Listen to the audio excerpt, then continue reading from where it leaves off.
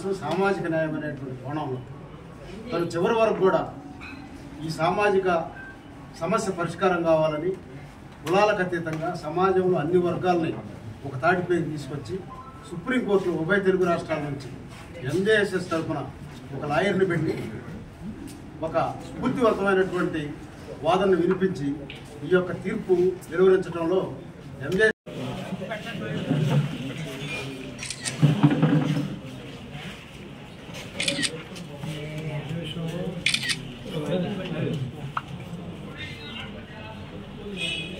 Petitioner సారా పెట్టండి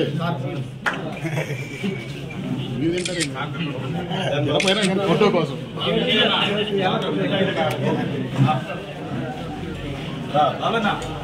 భగవాన్ దాస్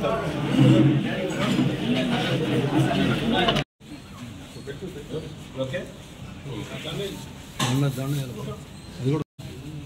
जोहार doctor B R. Ambedkar जोहार जोहार डॉक्टर बी.आर. अम्बेडकर जोहार जोहार डॉक्टर बी.आर. अम्बेडकर जोहार भारत राज्यांगం भारत राज्यांगం भारत राज्यांगం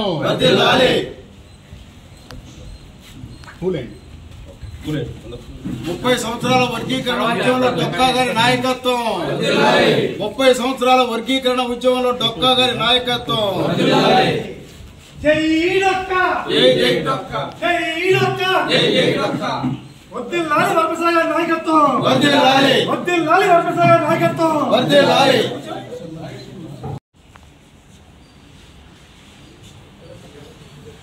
ఈ వర్గీకరణ విజయంలో వైసీపీ పార్టీ పాత్ర లేదు.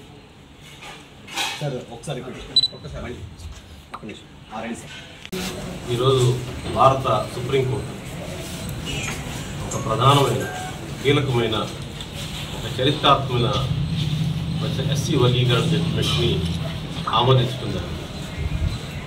రాష్ట్ర ప్రభుత్వాలు రాష్ట్రాలు ఎస్సీ వర్గీకరణ చేసుకోవచ్చు అనే అధికారాన్ని సుప్రీంకోర్టు రాష్ట్ర ప్రభుత్వాలకు ఇవ్వడం జరిగింది. ఇది చాలా చరిత్రాత్మకమైన తీర్పు, సామాజిక న్యాయంలో ఒక ముందడుగని చెప్పి ఈ సందర్భంగా చారిత్రక సన్నివేశం సందర్భంగా అదేవిధంగా సుప్రీంకోర్టు తీర్పులో ఏ రకమైనటువంటి కీలక అంశాలు ఉన్నాయి, ఆ అంశాలన్నీ కూడా అడ్రస్ చేయడం జరుగుతూ ఉంది. వర్గీకరణకి ఇంత సపోర్టు, ఇంత సుప్రీంకోర్టు న్యాయ వ్యవస్థ ఇంత మెజారిటీతో జడ్జిమెంట్ చెప్పడం అనేది ఒక సామాజిక న్యాయ చరిత్రలో ఒక చాలా హిస్టారికల్ విషయం. అదే సందర్భంలో ఈ కృషికి, ఈ వర్గీకరణ ఉద్యమంలో కీలక పాత్ర పోషించినటువంటి అందరికీ చరిత్రలో దీనికి చాలామంది దీనికి నాయకత్వం తెలియజేస్తున్నాం. దీనిలో మొదటిగా కృష్ణమాది గారికి తీర్పుని ఆయన కూడా దీనిలో మొదటి పాత్ర పోషించారు. అదే సందర్భంగా ముఖ్యమంత్రి చంద్రబాబు నాయుడు గారు కూడా ఆ రోజు 2000 సంవత్సరంలో కంబైన్డ్ స్టేట్లో ఈ వర్గీకరణని చట్టం పొందించి 4 సంవత్సరాలు ఇంప్లిమెంట్ చేయడం జరిగింది. అప్పుడు 2004లో సుప్రీంకోర్టు దీన్ని కొట్టివేయడం జరిగింది. ఇప్పుడు 7 ధర్మాసనం, అప్పుడు 5 ధర్మాసనం కొట్టివేసింది. ఇప్పుడు 7 ధర్మాసనం దీన్ని ఇంప్లిమెంట్ చేయడం జరిగింది, అవకాశం ఇచ్చింది. అందువల్ల ఈ సందర్భంగా అందరికీ ధన్యవాదాలు. ముఖ్యంగా చంద్రబాబు నాయుడు గారికి, మోడీ గారికి, అంటే బీజేపీకి, కూటమి ప్రభుత్వానికి కేంద్రంలోనూ రాష్ట్రంలోనూ దీనికి మద్దతు ఇచ్చిన అన్ని పార్టీలు, కాంగ్రెస్ పార్టీ కూడా దీనికి మద్దతు ఇచ్చింది. దాదాపు అన్ని పార్టీలు మద్దతు ఇచ్చాయి. ఒక ఎక్సెప్ట్ వైసీపీ పార్టీ తప్పితే అన్ని పార్టీలు దీనికి మద్దతు ఇచ్చాయి. అన్ని పార్టీలకు కూడా గౌరవంగా అందరూ మాదిగ జాతి తరఫున, సామాజిక న్యాయం తరఫున ధన్యవాదాలు. అదే సందర్భంగా దీంట్లో ఈ తీర్పులో ఎవరు గెలిచినది, ఈ తీర్పులో భారత రాజ్యాంగం గెలిచింది. ఈ తీర్పులో భారత రాజ్యాంగంతో పాటు బాబాసాహెబ్ అంబేద్కర్ గెలిచారు. అంబేద్కర్ ఏ విధంగా అయితే పూనా ప్యాక్ట్లో మహాత్మా గాంధీతో దళితుల కోసం ఏ విధంగా అయితే పోరాడాడో ఆ లాజిక్కే, ఆ సూత్రమే దీంట్లో కూడా అప్లై అవుతుంది. ఆ రోజు ఆయన వర్గీకరణ కావాలని అంబేద్కర్ గారు గాంధీ గారితో కొట్లాడారు. ఈరోజు సుప్రీంకోర్టులో అందరూ దళిత సమాజం మొత్తం కూడా ఈ వర్గీకరణ కోసం పోరాడి గెలిచింది. దీనిలో విజయం అందరి పాత్ర ఉంది. సమాజంలో అన్ని వర్గాలు సపోర్ట్ చేస్తుంది. ఈ ఒక్క ఎస్సీలే కాదు, బీసీలు, ఓసీలు అన్ని వర్గాలు వర్గీకరణ కాదు, న్యాయమైంది, ఎవరి వాటా వాళ్ళు తీసుకోవాలి అని చెప్పి అందరూ కూడా సమర్థించారు. ఇప్పుడు బీసీలో ఆల్రెడీ గత 40 ఏళ్ళుగా ఇంప్లిమెంటేషన్ జరుగుతుంది. బీసీలో ఏబీసీడీ వర్గీకరణ ఉంది. అదే ఎస్సీలో కూడా ఇంప్లిమెంట్ చేయడానికి ఈరోజు సుప్రీంకోర్టు గ్రీన్ సిగ్నల్ ఇచ్చింది. ఈ తీర్పు త్యాగదనులందరూ కూడా మేము ధన్యవాదాలు తెలియజేస్తా ఉన్నాం. అదే సందర్భంగా చంద్రబాబు నాయుడు గారి కృషి దీంట్లో చాలా విశేషమైంది, చాలా సిగ్నిఫికెంట్ కంట్రిబ్యూషన్ ఉంది. మోడీ గారు అదే కూటమి ప్రభుత్వాలన్నీ కూడా అన్ని రాష్ట్రాల్లో ఉంది ఈ ఇష్యూ.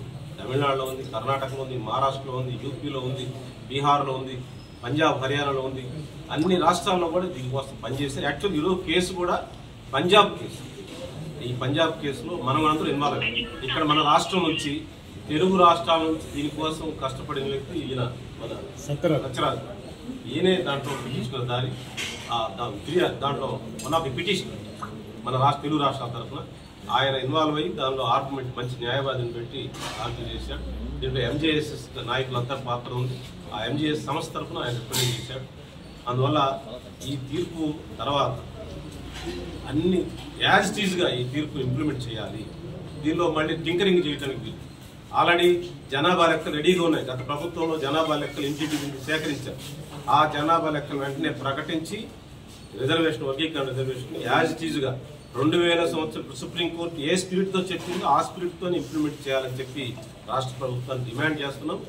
అదే రకంగా దళితులంతా ఐక్యంగా ఈ రోజు నుంచి ఐక్యంగా ఈ సమస్యని ఇంకా వదిలేదు. రాజ్యాధికారం అని అంబేద్కర్ గారు చెప్పారు. రాజ్యాంగంలో ఇచ్చిన సూత్రం ఏంటంటే అందరికీ అవకాశాలు రావాలి, అందరూ పంచుకోవాలని చెప్పాడు. ఆ సూత్ర ప్రకారం రాజ్యాంగంలోని అల్టిమేట్ అంబేద్కర్ సూత్రం అంటే మాస్టర్ కీ, ఆయన మాస్టర్ కీ సాధించండి అని చెప్పాడు. అధికారం కోసం మాలా మాదిగ ఎస్సీ కులాలన్నీ కూడా, దళిత సంఘాలన్నీ కూడా బీసీతో కలిసి అందరితో కలిసి సమాజం అన్ని వర్గాలు మెప్పు పొంది రాజ్యాధికారం కోసం పనిచేస్తాం. దీనిలో ఈరోజు గెలిచింది రాజ్యాంగం, ఈరోజు గెలిచింది భారత రాజ్యాంగం, ఈరోజు గెలిచింది బాబాసాహెబ్ అంబేద్కర్ గెలిచాడు.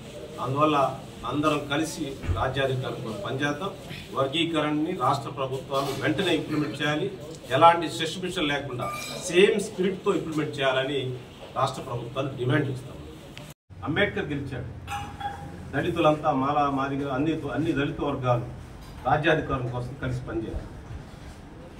వర్గీకరణ ఉద్యమంలో